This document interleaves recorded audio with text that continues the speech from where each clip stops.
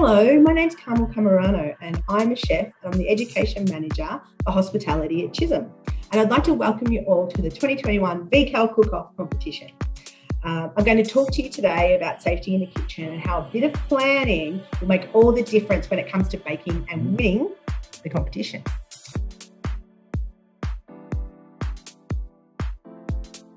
What can you do ahead of your cook? Okay, so we don't come into the kitchen unprepared. What you need to do is you need to make sure you know your recipe. So you know what you're going to do beforehand.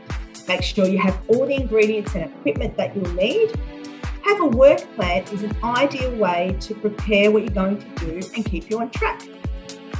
A work plan is like a detailed list of what you're going to do. So it prompts you so you know each step of the process, so you know what equipment you'll need as well and what to do at what time. Now remember, when you're going to make a cake, pick the best time to do it. Don't start late at night, okay? Probably not when mum or dad are trying to cook dinner either. Pick a time when the kitchen is free and you'll have all the time you need to make a wonderful creation. What should you wear while you're cooking? Well, you don't have to wear a full chef uniform like me, but still we want you to be safe. So please make sure that you have no loose-fitting clothing. It's best if you wear no bare arms, so have long sleeve top on. No thongs, please, or slippers, even though that's probably what you're putting in on the weekend. Please make sure you're wearing the correct footwear because we really want you to be safe. Make sure your clothes are clean and you've got an apron. You can't wear slippers or thongs in the kitchen because let's say, for example, that you have dropped something, you're more likely to slip in thongs or your slippers, especially because you're going to be really concerned about, concentrating on making the cake. So if something does fall on the floor, that's one thing. The other thing could be you'll be getting something out of the oven and you might drop that on your foot. So you want to make sure that you are fully covered and you don't burn yourself.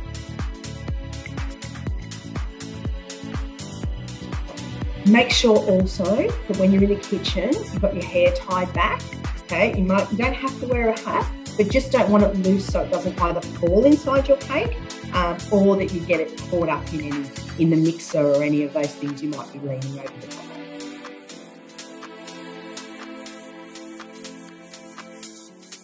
of. You've got to make sure, does it work? Okay, is it clean? And also, do you know how to use it? If you don't know how to use your oven or you haven't used your stovetop before, please make sure you get an adult or someone who knows how to do it to help you with that, so that you're not going in and using a piece of equipment that you've never used before, because you'd be more likely to hurt or injure yourself if you are. If you're going to use the oven, make sure you've got it at the right temperature. You use dry tea towels to take whatever is hot out of there, because we know that if they're wet, you could definitely burn yourself. Have your oven mitts ready and make sure your racks are at the right level before you turn the oven on, so you don't have to move them while they're hot. When your cake is ready, when you take it out of the oven with your dry tea towel or oven mitts, make sure you've already put aside a place to put it, so that you're not fighting for space and you've got something hot in your hands and that's when you could have an accident. When you're working with power, make sure you keep the cords away from water, your hands away from inside the bowl and things like that, and also loose hair, tie your hair back, and just be careful around those things. Well, don't leave it to the end to clean up. You should be cleaning as you go. This will stop you having spills or slips or anything else in the kitchen. It will also make the whole experience more enjoyable, because at the end, you won't have just your beautiful cake, and you won't have a pile of dishes to do as well. So try and clean as you go. It's also hygienic, and that makes things safe.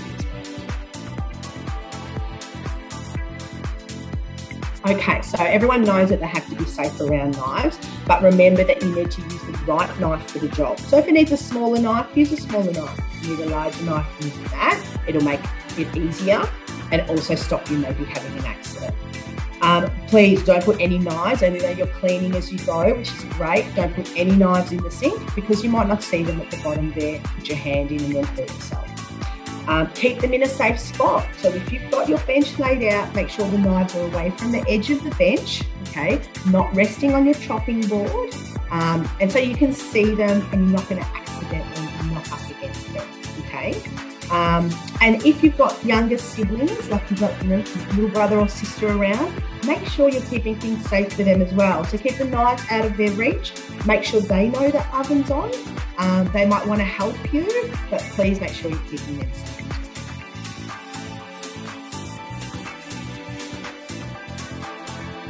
One other thing you need to remember about safety, it's not just about you, but about the food itself. So high-risk foods, which you all know about, which are dairy, things that might be in your cake that, could cause food contamination, or you haven't need to put them in the fridge, and make sure you don't leave them out for a long period of time. Things like cream and butter. And the other one is cross-contamination.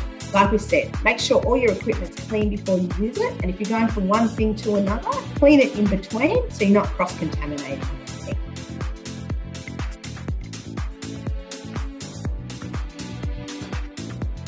Lastly, some tips on making a really good cake.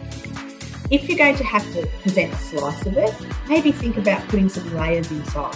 It adds some visual great appearance and it'll make your cake come higher. So, in your design, make sure you plan that out beforehand so you know exactly what you think you're going to do. It might change a bit later on, but at least you've got your plan.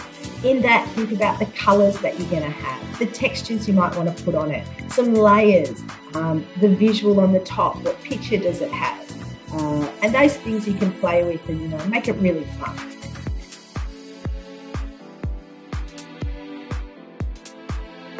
That's all from me. So please be safe in the kitchen. The last thing I'd like to say is to wish from Chisholm all of you really good luck in making your cakes. I'm sure they'll be amazing. I can't wait to see the creations you make. And most of all, remember to have fun.